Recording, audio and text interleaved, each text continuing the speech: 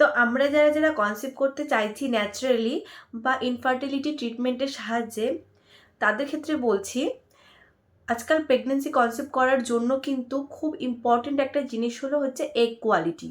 ডিমের গুণগত মান ভালো হওয়া দরকার। তার কারণ হচ্ছে, যদি তোমার ডিমের গুণগত মানটা ভালো যদি না হয়, তাহলে কিন্তু ওভালেশনের সময় যে এগটা আমাদের বডি থেকে বেরিয়ে আসে, সেই এগটা ধরো, সে একটা দিয়ে কিন্তু আমাদের কনসিভ যদিও বা হয়ে যায়, পরবর্তীতে কিন্তু সেটা মিসক্যারেজের একটা সম্ভাবনা থেকে যায়, বা অনেক সময় কনসিভ করতেই কিন্তু প্রচুর সমস্যা হয়।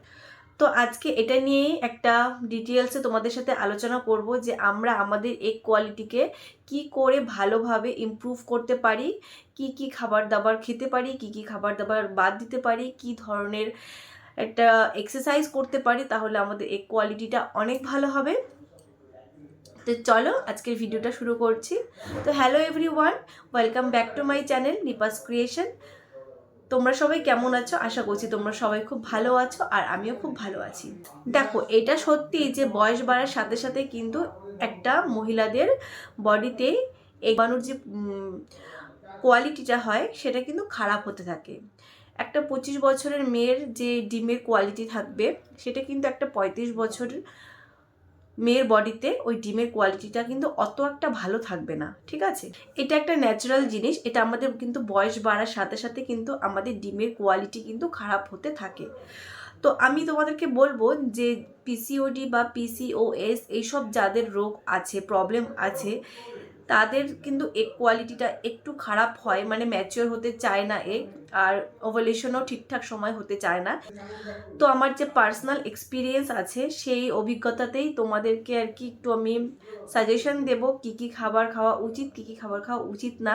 তার কারণ আমাকেও কিন্তু আমার যে ডক্টর ছিল, তিনি কিন্তু বলেছিলেন যে আমার এগ কোয়ালিটিটা কিন্তু অত একটা ভালো নেই, মানে একটু ছোট ছোট আছে সাইজে, এগ ঠিকঠাক বেরোচ্ছে না। তো তারপর আমি কিন্তু নিজের বডিকে 1 মাসের মধ্যে ইমপ্রুভ করেছি। হ্যাঁ, এটা কিন্তু তোমাদেরকে গ্যারান্টি দিয়ে বলতে পারবো না যে 1 মাসের মধ্যে এটা হয়ে যাবে। তোমরা চেষ্টা করো, অবশ্যই ফল পাবে। তো ফার্স্ট আমি খাবার থেকে বলছি, তোমরা কি কি খাবার খেতে পারো আর কি কি খাবারটা অ্যাভয়েড করবে তোমাদের লাইফস্টাইল থেকে। তো যে কার্বোহাইড্রেট যে জিনিসটা আমরা খাই প্রতিনিয়ত, সে কার্বোহাইড্রেটের মধ্যে কিন্তু এরকম অনেক জিনিস আছে যেটা আর কি আমাদের খাওয়া একদমই উচিত না, ডিমের কোয়ালিটিটাকে যদি তোমরা ভালো করতে চাও। তার মধ্যে কি আছে? তার মধ্যে আছে হচ্ছে ময়দা। ফার্স্ট হচ্ছে ময়দা। এই ময়দা জাতীয় খাবারের যে কোনো জিনিস তোমরা পুরোপুরি যদি অ্যাভয়েড করে চলো, তাহলে কিন্তু তোমরা খুব ভালো রেজাল্ট পাবে। সেকেন্ড, সাদা ভাত।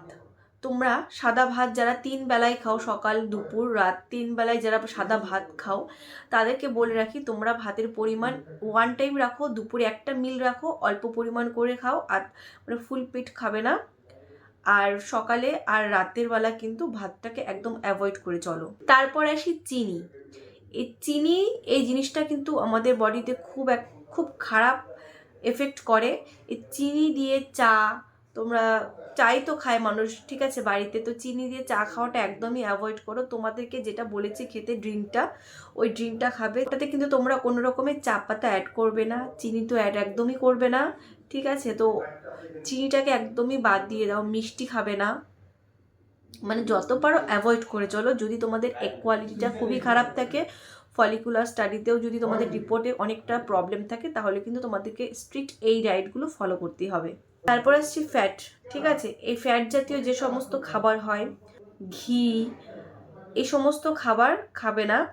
আর বাইরের যে জাঙ্ক ফুডগুলো হয়, সেগুলো একদমই অ্যাভয়েড করে চলো, কারণ ওগুলো কিন্তু তোমাদের ফ্রেশ অয়েল দিয়ে কিন্তু ভেজে দেয় না, খুব পুরনো এই ভাজা তেলে আবার ভাজা করে আবার ভাজা করে। এটা কিন্তু আমাদের বডিতে খুবই খারাপ একটা জিনিস, যে আমরা খাচ্ছি জিনিসগুলো মজা করে খাচ্ছি, কিন্তু আমাদের বডিতে কিন্তু ভেতর থেকে এই কোয়ালিটিটাকে কিন্তু খুব খারাপ করে দিচ্ছে। তোমরা ফ্যাট ভালো ভালো ধরনের ফ্যাট খাও, যেরকম ধরো ঘরের তৈরি ঘি খেতে পারো, ঠিক আছে? বাইরের ঘিটাকে অ্যাভয়েড করো, ডালডা ওই সমস্ত জিনিসকে অ্যাভয়েড করো, ঘরের তৈরি ঘি খেতে পারো।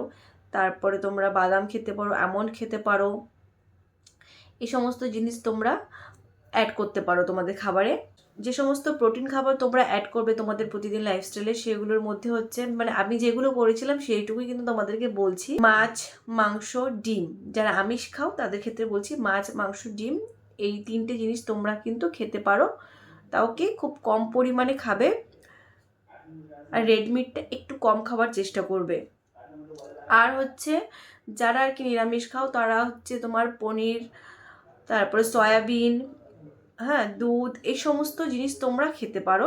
আর যেগুলো খাবে সেগুলো হচ্ছে পুরো ফ্রেশ শাক খাবে, শাক সবজি খাবে, যেগুলো একদম সবুজ সবুজ শাক আছে, মানে যত রকমের সবুজ তোমরা খেতে পারো আর কি, সমস্ত সবুজ জিনিসগুলো তোমরা খাবে। শাক পাতা বলো, সবজি বলো, যে সমস্ত কিছু তোমরা খাওয়ার চেষ্টা করবে। আর আমরা মার্কেট থেকে এখন যে ধরনের সবজি শাকসবজি নিয়ে আসি, মূলত সেগুলো কিন্তু যারা চাষ করেন তারা কিন্তু অনেক রাসায়নিক জিনিস দিয়ে ওগুলোকে ট্রিটমেন্ট করে কিন্তু তাড়াতাড়ি করে গ্রো করে ওদের, তারপরে কিন্তু বিক্রি করে। তোমরা যদি পারো, পসিবল হয় যদি পাও খুঁজে ওরকম ফ্রেশ একদম শাকসবজি খাবার, যেগুলো গ্রামের দিকে একটু বেশি পাওয়া যায়, যারা গ্রামে থাকে আর যারা শহরে থাকে তাদের তো ওটাই খেতে হবে, কোনো অপশন নেই। আর তোমরা যখন ভাত খাবে দুপুরবেলা, ভাতের পরিমাণটা বলছি একদমই কম খাবে। ছোট এই বাটিতে 1 বাটি পরিমাণ ভাত নেবে, ঠিক আছে? এটুকু ধরনের যে বাটিগুলো হয়, 1 বাটি পরিমাণ ভাত নেবে, তার সাথে কিন্তু সবজি নিতে হবে অনেকটা, ভাতের থেকে সবজির পরিমাণ তোমাদের বেশি নিতে হবে। তোমরা ডাল খেতে পারো, মুসুরির ডাল খেতে পারো, সবজি খেতে পারো, আর যে কোনো দিনে একটা প্রোটিন রাখবে। আর তোমাদের একটা কথা বলছি, আমি আমার ডক্টর কাছে আর কি জিজ্ঞেস করেছিলাম, যেটা মানে ওয়েটের ব্যাপারে। তোমরা যদি খুব একটা হেলদি হও, তোমাদের হাইট মানে তোমাদের যেটা উচ্চতা আছে, উচ্চতা অনুযায়ী যদি তোমরা খুব হেলদি হও, তাহলে কিন্তু তোমরা কিন্তু প্রোটিনটা একটু কমই নেবে, প্রতিদিন একটু একটু করে প্রোটিন নেওয়ার চেষ্টা করবে। মানে খুব মাংস খেতে বলেছি বলে যে খুব মাংসই খাবে ওরকম কিন্তু নয়, খেলে পরে একটা পিস খাবে, আর কিছু খাওয়া যাবে না। আর আলুটাকে একটু অ্যাভয়েড করে চলবে, আলু জিনিসটা একটু কম খাবে, ঠিক আছে? তোমরা শশা খেতে পারো, শশা খেলে কিন্তু যারা হেলদি মানুষ আছে শশা খেলে কিন্তু খুব উপকারী হয়।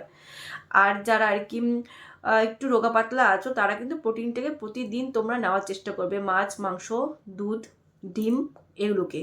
তো এটা ছিল হচ্ছে খাবারের তালিকা, তোমরা এইসব জিনিস খেতে পারো। আর কি কি খেতে পারো না এটা বলে দিলাম আমি। আর যেটা বলছি হচ্ছে এক্সারসাইজটা, আমি এক্সারসাইজের পিকচারগুলো না সাইডে আমি দিয়ে দেবো। এই এক্সারসাইজগুলো যদি তোমরা করো তাহলে কিন্তু তোমরা খুব রেজাল্ট পাবে, মানে তোমাদের ডিমের কোয়ালিটিটাকে ভালো করবে অনেক, মানে ডিমের গুণগত মানকে ভালো করবে, তোমাদের ওভুলেশন হতেও সাহায্য করবে সঠিক সময়ে। প্লাস তোমরা যারা কনসিভ করতে সমস্যা হচ্ছে, তোমরা কিন্তু খুব তাড়াতাড়ি কনসিভ করবে। কিন্তু হ্যাঁ, একটা জিনিস আমি তোমাদেরকে বলবো, কেউ কিন্তু 1 মাসের আশায় থাকবে না যে 1 মাস করলে পরেই হয়তো আমি রেজাল্ট পেয়ে যাব। এই ভুলটা একদমই করবে না। তোমরা খেটে যাও, তোমাদের বডিতে কাজ করে যাও, ফল অবশ্যই পাবে। আর তার সাথে যদি তোমাদের ডক্টরের ট্রিটমেন্ট চলে তাহলে তো খুব ভালো কথা। ডক্টরের ট্রিটমেন্ট চলাকালীন কিন্তু এই জিনিসটা করলে কিন্তু তোমরা বডিতে রেজাল্ট কিন্তু খুব তাড়াতাড়ি পাবে। তো তোমরা যারা যারা এক্সারসাইজ করবে তারা কিন্তু বলছি সকালেও করতে পারো, সন্ধেবেলাও করতে পারো, মোটামুটি তোমাদের আর কি খালি পেটে এই ব্যায়ামগুলো করতে হবে। আর সত্যি কথা বলতে বিশ্বাস করো, ইয়োগার থেকে আমাদের বডিতে মানে এই সমস্ত রোগের আর কি ক্ষেত্রে ইয়োগার থেকে অন্য কিছু আমি দেখতে পারি না আর কি। ইয়োগাটা সব থেকে আমার কাছে মনে হয় যে এটা একটা জাদুর মতন একটা মানে জিনিস, যে এটা যদি করো তুমি নিজেকে অনেকটা এনার্জেটিক ফিল করবে। আর তোমার মনে হবে যে কারোর যদি পিরিয়ডসের প্রবলেমও থাকে না, যে পিরিয়ডের সময় তার পেন করে, হ্যাঁ, অনেকের কিন্তু পেট ব্যথা হয়, তো এই ইয়োগা করলে কিন্তু তোমরা দেখতে পাবে তোমাদের কিন্তু পিরিয়ডসের পেনটাও কিন্তু গায়েব হয়ে গেছে। আমার ক্ষেত্রে হয়েছিল। এই ইয়োগাটা তোমরা কিন্তু 10 মিনিট করবে, দেখতে পাচ্ছ, ভালো করে দেখে নাও। এই যোগাটা তোমরা 10 মিনিট করবে। আর এই নেক্সট যে যোগাটা আছে এটা কিন্তু তোমরা 10 মিনিট ধরে করবে।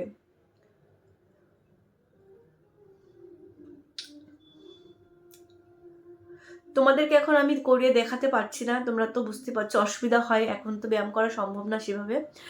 আর এই যে ব্যায়ামটা আছে এই ব্যায়ামটাও কিন্তু তোমরা 10 মিনিট ধরেই করবে। এই 3টে ব্যায়াম তোমাদেরকে বললাম, এই 3টে ব্যায়াম তোমরা করো রেগুলার। আর 40 মিনিট করবে তোমাদের ব্যায়াম, ঠিক আছে? যারা খুব বেশি সময় করতে না পারো তারা 30 মিনিট করবে। আস্তে আস্তে কিন্তু তোমাদের প্রতিদিন আর কি একটু একটু করে সময় বাড়াবে, 30 মিনিট, 35 মিনিট, 40 মিনিট, 45 মিনিট, এরকম করে কিন্তু তোমরা সময় বাড়াতে পারো। তোমরা কিন্তু এই যোগাগুলো করবে। আর তোমরা কিন্তু সবাই জিজ্ঞেস করেছিলে আমাকে এই ডিমের কোয়ালিটি যাতে ইমপ্রুভ হয় এই জিনিসটা করার জন্য। তো এইগুলো করবে, দেখো ইমপ্রুভ হয় কি না। আমার তো হয়েছে ইমপ্রুভ, কারণ আমি কিন্তু তোমাদেরকে আগেও ভিডিওতে বলেছি যে আমি যখন লাস্ট বার ডক্টরের কাছে গেছিলাম, ডক্টর যখন আমার টিভিএস করে ফলিকুলার মনিটরিং করেছিল তখন কিন্তু আমাকে ডক্টর বলেছিল যে তোমার ডিমগুলো কিন্তু অনেকটা ঠেসে ঠেসে রয়েছে, ছোট ছোট রয়েছে, ঠিকঠাক করে বেরোচ্ছে না, দেখো এই মাসে কি হয়, ওভুলেশন হয় কি না, মানে ওই রকম করে বলেছিল আমাকে। আমি কিন্তু তারপর থেকে আমি নিজের উপর এরকম ট্রিটমেন্ট করা শুরু করে দিয়েছি। মানে নিজের উপর ট্রিটমেন্ট করা কি, যে জিনিসগুলো খেলে পরে আমার ক্ষতি হচ্ছে, আমার বডিতে ক্ষতি হচ্ছে, আমার ডিমের ক্ষতি হচ্ছে, সেই সমস্ত জিনিসগুলো কিন্তু আমি অ্যাভয়েড করে চলছিলাম। আর আমিও ইউটিউবে অনেক সার্চ করেছি, আমিও সবার ভিডিও দেখেছি, প্লাস আমি নিজের থেকেও ভাতের পরিমাণটা ইচ্ছে করে কম খেতাম। মানে পেট ভর্তি করে খেতাম না, পেটটা যাতে সবসময় খালি খালি থাকে এইভাবে খাওয়ার চেষ্টা করবে তোমরা। আর রাত্রিবেলার কথা বলবো আমি, তোমরা কিন্তু 9টার মধ্যে সবাই ডিনার করে ফেলবে, 8:30 কি 9টার মধ্যে সবাই ডিনার কমপ্লিট করে ফেলবে। তো এটুকুই ছিল আমার ভিডিও, আশা করছি তোমাদের সবার ভালো লাগবে। তো যদি ভালো লেগে থাকে প্লিজ আমার চ্যানেলটাকে সাবস্ক্রাইব করে দিও, আর ভিডিওটা ভালো লাগলে অবশ্যই লাইক করে দিও, আর হেল্পফুল মনে হলে একটু শেয়ার করে দিও। তো দেখা হচ্ছে পরের ভিডিওতে, সবাইকে টাটা বাই।